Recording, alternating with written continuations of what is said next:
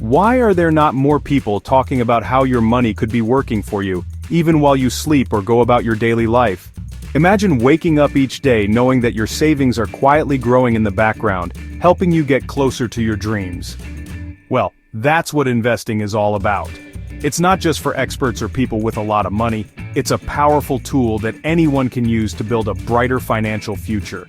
Investing means putting your money to work so it can grow and help you achieve your financial goals, whether that's buying a home, traveling the world, or simply feeling secure about your future.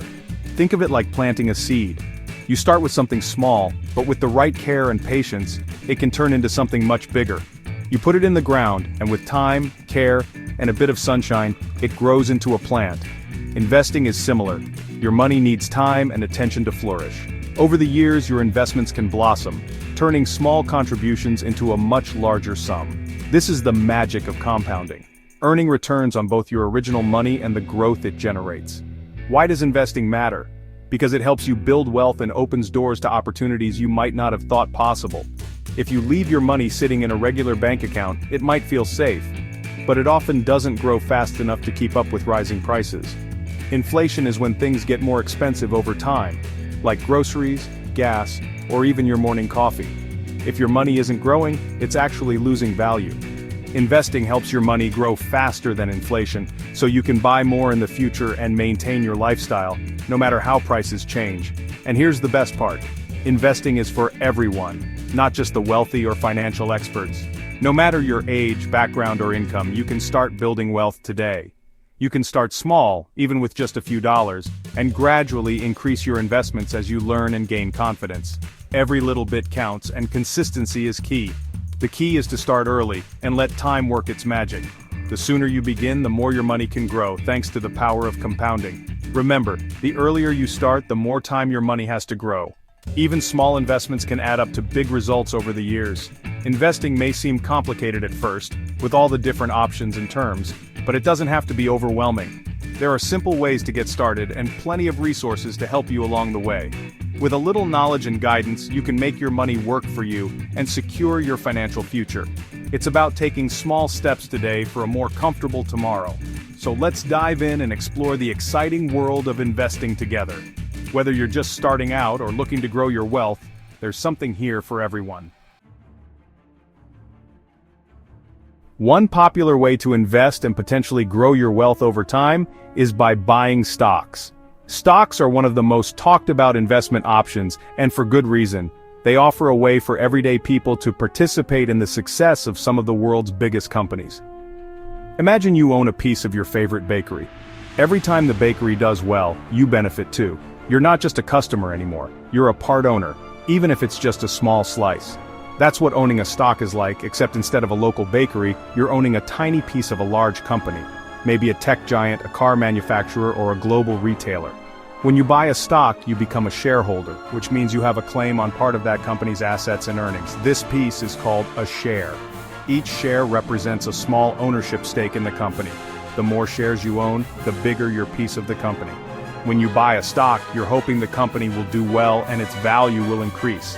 If the company grows, launches new products, or earns more profit, the price of its stock often goes up. If that happens, your piece of the pie, your share, also becomes more valuable. This means you could sell it for more than you paid, making a profit. You can then sell your share for a profit whenever you choose, as long as there's a buyer. This is one of the main ways people make money from stocks. This profit is called a capital gain. It's the difference between what you paid for the stock and what you sold it for. But wait, there's more.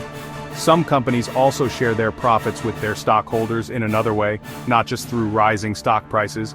They do this by paying out dividends. Dividends are regular payments, often made every quarter, that reward you just for holding onto the stock. It's like getting a small bonus just for owning their stock. Over time, these dividends can add up and become a significant part of your investment returns. Now, you can't just buy and sell stocks from anywhere. You need a way to access the market safely and efficiently. You need a platform, a marketplace, where these transactions can happen. These platforms are usually provided by brokers or online trading apps. That's where stock exchanges come in. Famous ones include the New York Stock Exchange and the NASDAQ, but there are many around the world.